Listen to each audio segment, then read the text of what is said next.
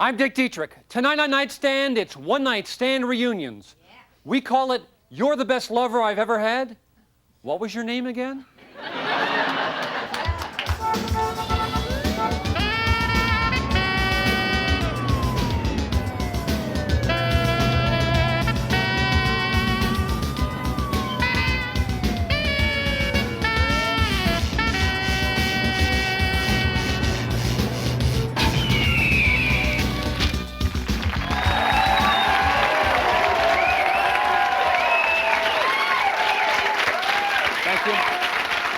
Thank you.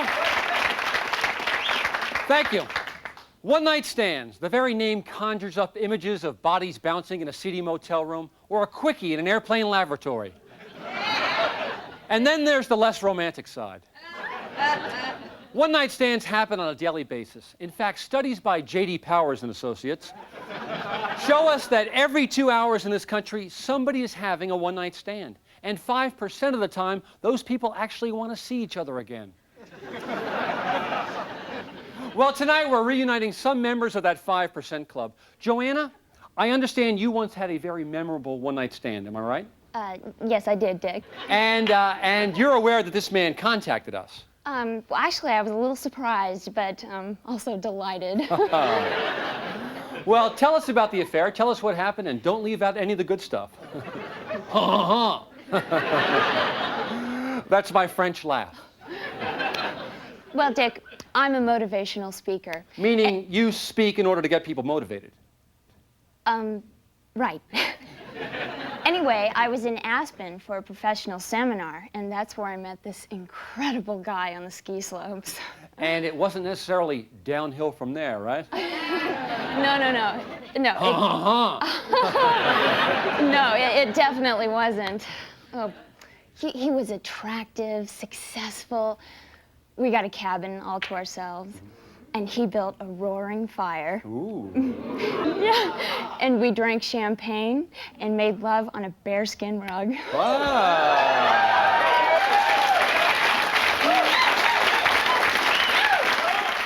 If you were to reunite with this person, what would be your ideal date? Well, Dick, my 10-year class reunion is coming up, and I would love to show him off.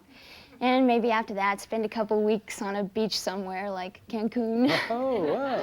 Sounds like this guy really popped your weasel. Oh, people, no. It was more than romance, Dick. I mean, he was perfect out of bed, too. And, well, he made me realize that what's on the surface is nowhere near as important as what's inside. This guy in Aspen sounds fantastic. You know, it's too bad he wasn't the one who contacted us.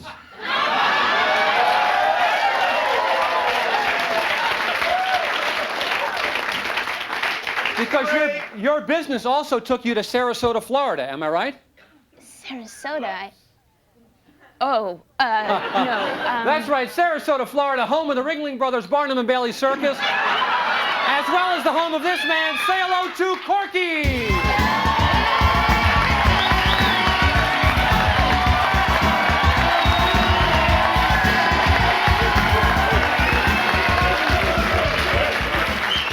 Welcome to the show, Corky. Hey, it's great to be here, Dick. Now, Corky, is that your real name, or is that what people call you for short? Excuse me, but that wouldn't be a short joke, would it, Dick? Forgive me. I apologize. It wasn't. You're obviously sensitive about that, and it takes a big man to admit that. I just did it again. Forgive me. Now, Corky, tell us, how did you and Joanna meet? Actually, we met in the hotel jacuzzi. She was relaxing, and I was swimming laps. We struck up a conversation after a couple of cocktails, and I told her about my job. Which is? I'm an undercover cop for the circus. Oh. An undercover cop? Yeah, some clowns were passing rubber checks. Oh. You know, that's not funny. Well, anyway, she seemed intrigued and drunk. Yeah, really drunk. Ooh. Well, we seemed to hit it off, and so after a couple hours, we're doing the old bingo, bango, bongo back in the hotel. Way to go, big guy. Whoops, I just... Yeah, it looks like we have a question right here. Yes, this is for the little person. That would be Corky. I've always been curious about little people and their prowess. Are you petite all over? Ooh, good question. Let's just put it this way. From the waist down, I could play in the NBA. Whoa! So, Corky's Porky. Okay. So anyway, you two hit the mattress, you saw God, then what happened? Well, after that night, I knew that Joanna was the woman for me, so I asked for her number. But Corky never called you, did he, Joanna? No, he didn't, and I always wondered why. Hey, what, Joanna, baby, I tried, but you must have written down the wrong number by mistake. Well, what a tragedy. But tonight we're going to rectify that situation because you two seem to belong together. So, Joanna, you are going to get your wish. Nightstand is sending you both to Joanna's 10-year class reunion. Followed by a 2-week, some expenses paid trip to Cancun. Yeah. How about it,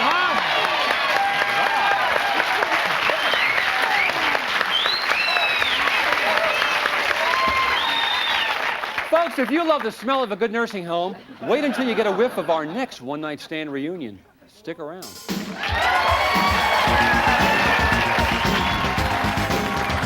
Do you have really big breasts and like to jump rope? You can be a guest on Nightstand. Give us a call at 555-DICKY. On an upcoming Nightstand, they've been shunned by their friends and loved ones just for saying what they feel. Say what you want, I've made up my mind. They're white people who think OJ's innocent. Only on Nightstand.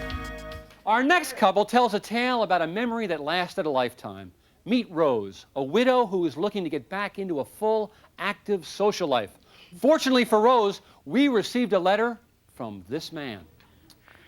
I met Rose in 1942 at the USO. She had long, pale legs, just like FDR. And we spent one evening together. And then I was shipped out and we lost contact. Oh. Rose, do you know who that is? How could I ever forget Edward?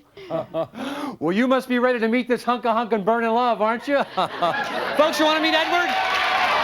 Come on out, Edward!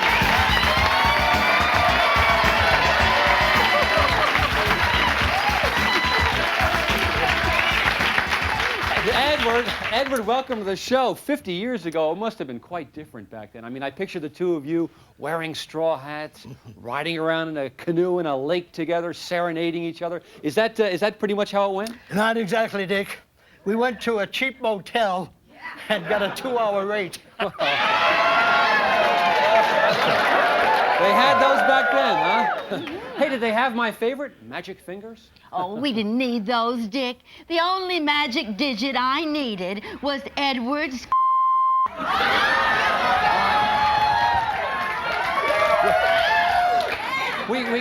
We have to watch language. This isn't HBO. So anyway, you two didn't spoon around the lake? Are you kidding? We spent the whole afternoon having sex. Remember? Remember, I'm still sore.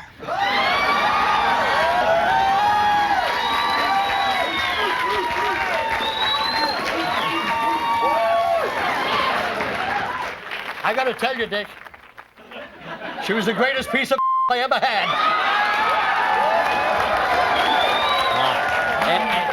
Ed, you gotta watch the language, okay? But Rose, where did you go? I came back for you, but you moved on. I got knocked up by a sailor. Now, he was good, but he couldn't as good as you.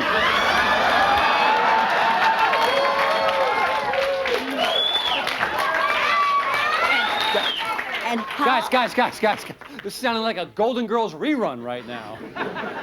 Tell me, are you alone now? Yes, I am. My husband died last week. Out of sight, out of mind, I guess, huh? Oh, now listen here. My husband has been in a coma for 3 years. Now, would you like to be my date for his funeral tomorrow? Sure. Oh, good. Then we can go to my place after and try out my trapeze. A trapeze? I think I know where this is headed, so to help energize you two, we're going to send you to Hume Cronin's House of Soup, home of the mashed vegetable, the finest food you'll ever suck through a straw. So, all this to you from Nightstand. Have a good time, you two, huh?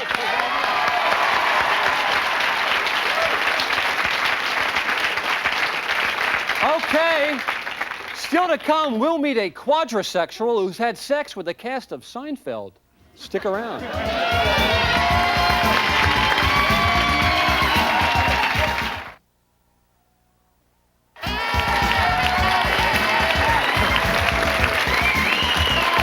Thank you. Thank you. Welcome back to our Reunite Fest. So far, we've only reunited two-person couples. Now we're moving on to larger couples. In this country, we call it a threesome. In France, it's a ménage à trois. In Japan, it's a Rashomon, and in Russia, it's a Russian threesome. One person who has had a threesome is Kathy. Now, Kathy, you are a flight attendant, is that right? Yes, for Daniel Boone Airlines, Western Kentucky's largest airplane. And after one late-night flight, you had a rather unique layover with a couple of real Kentucky thoroughbreds, am I right? Yeah. Tell us what happened. Well, I was in the airport bar alone, and these two brothers came in, and they sat down right next to me, you know. We started talking, and they seemed real fun. And they were both buying me drink sticks, so one thing led to another, and I ended up back at their motel room. Wow. So summing it up, a few drinks, a couple of brothers, and then room service. That's my French laugh. And you want to see them both again, is that right, Kathy? Well, I'll just never forget it, Dick. I want to see them one more time. Well, your wish is our segment. Folks, let's say hello to the Johnson brothers, Lyle and Eric.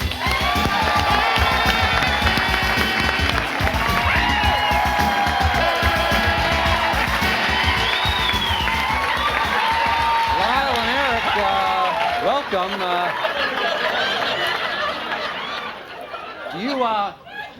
You remember Kathy? Nice to see you again, Kathy. Hi, Kathy.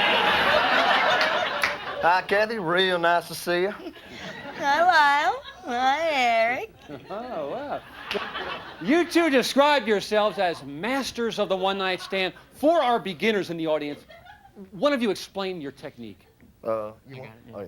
Well, about 3 or 4 nights a week, we'll go to a bar together and look for a woman who's by herself and seems pretty lonely. Then we'll just sit next to her, load up on breath spray, and then just turn on that charm full blast. After a couple of drinky poos, we convince her to come back to our motel room. Yeah. Then we usually end up having a little PHUN, putting it on videotape for future enjoyment.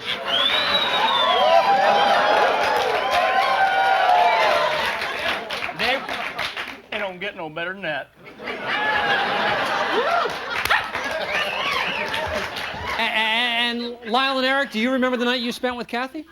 Actually, Dick, we weren't quite sure which Kathy we'd be seeing today. Yeah, so he reviewed all our videotapes labeled Kathy. And sure enough, she was on one of them. And I understand you brought that tape with you tonight, am I right? Well, we had to borrow it back from Mom and Dad, but yep.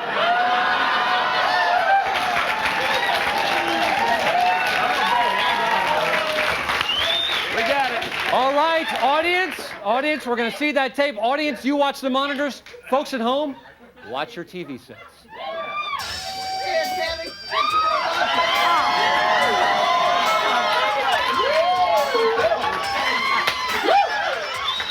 Hello, Eric. I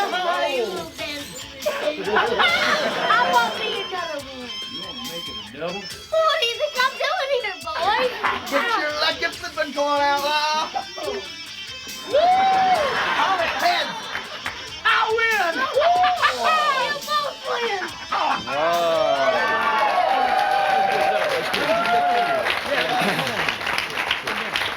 Well, Kathy, how does it feel to be the meat in an unholy sandwich? Okay, I did completely degrade myself that night, but it didn't start out that way. It did not. They led me on, Dick. They made me feel like I was something special. And then they said those 6 little words. We love you. I think you guys may have crossed the line with that one. Hey, sweetheart, you weren't the only lucky one we said that to. Yeah, just the easiest.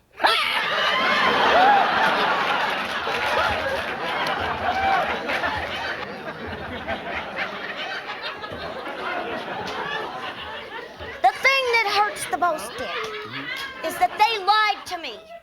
They even said they had a 3-for-1 coupon at Denny's. And promised me a Grand Slam breakfast. That's right. So you got your Grand Slam, you just didn't get breakfast. Is that what you're saying? Hey, we had places to go. Yep, more ladies to meet. Oh, I mean, it's one thing. It's one thing for a guy to sneak out of the room in the middle of the night, without saying anything. I mean, a single girl expects that nowadays. She wants to be happy. But they broke the rules. Yes, they did, when they promised me breakfast, then backed out. Now, they're gonna pay. Not again. Kathy, easy does it. Hey, Dick, don't worry about it. We get this all the time, and the gun, it's never loaded. No. Yeah, you've already hurt me. But you two will never lie to another woman again. I have to shoot you for the sake of all women. The sake of all women. The women who never got their morning after breakfast. Somebody please help! Kathy. What? You make a real good... Now, listen, you make a real good point, but and I completely agree with you, but your argument is with them, so how about if we all just quietly get up and as you say in Kentucky, mosey on out of here. What do you say?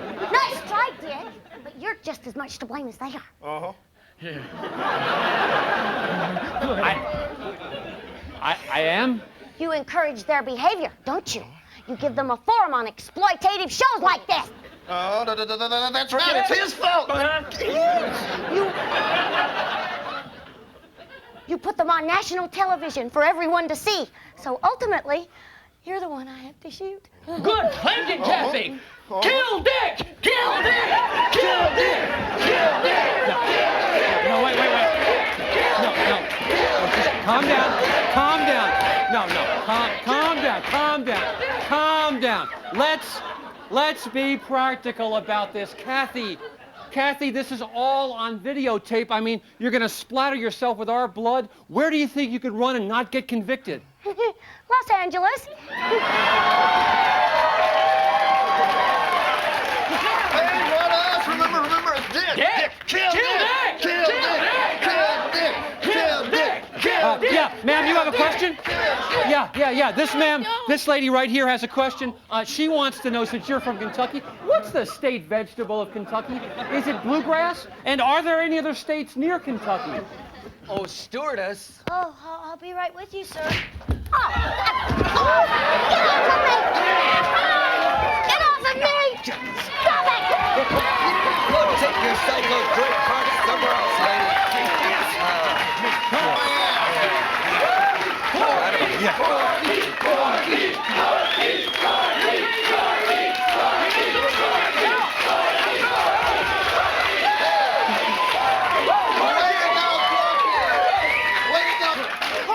Corky, you were magnificent. The way you did that, I mean, it just makes me realize how shallow and petty I was before. Just a cop doing my job, Joe. Why don't you and I go blow this joint and let me take you on a tour of my own private naked city?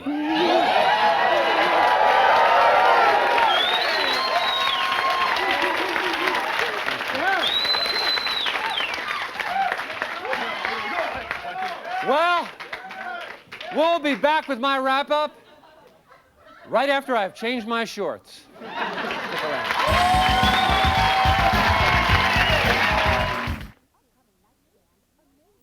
On an upcoming nightstand, amazing UFO stories. So it was shaped like a cigar and it was hovering over your head.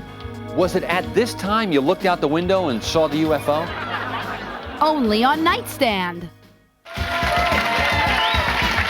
Thank you, thank you. We're back. We're trying to figure out what we've learned tonight, besides the fact that Nightstand needs a metal detector. Well, we learned that 2 out of 3 had a happy ending tonight, and unless you're talking about plane crashes, 2 out of 3 ain't bad. So where do I stand on one-night stands? Well, maybe I'm the wrong person to ask myself. You see, some time ago, I had a one-night stand, and something good came out of it. Probably the best thing that ever happened in my life, my son. So little Dick, if you're listening,